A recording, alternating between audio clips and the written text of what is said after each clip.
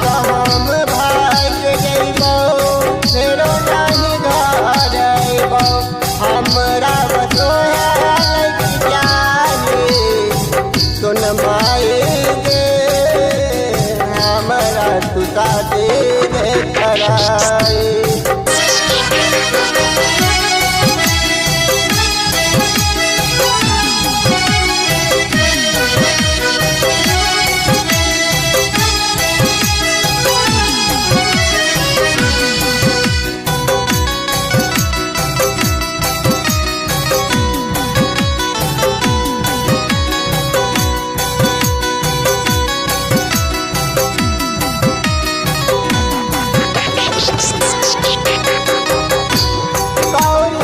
पढ़ रही दोनों एक साथ गे कॉलेज में पढ़ रही दोनों एक साथ गे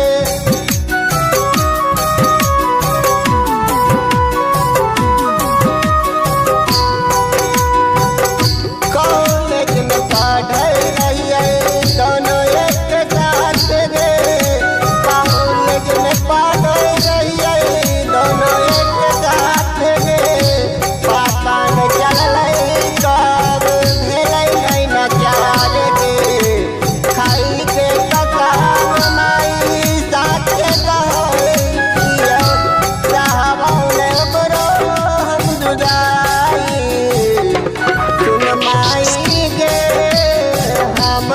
तू शादी रे कराई सुन माई गे हमरा तू शादी रे कराई।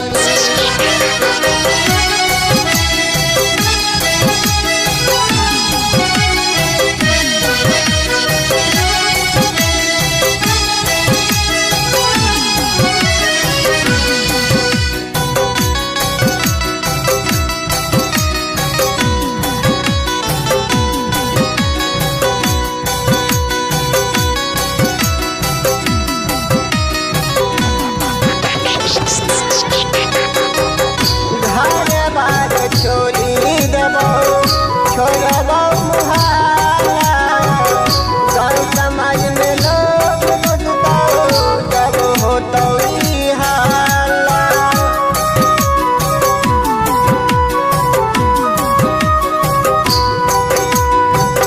बतिया तू मानी ले हमरो अपन जिद छोड़े माई राजपति के घर बताई सुन माई गे हमरा तू शादी रे कराई सुन माई।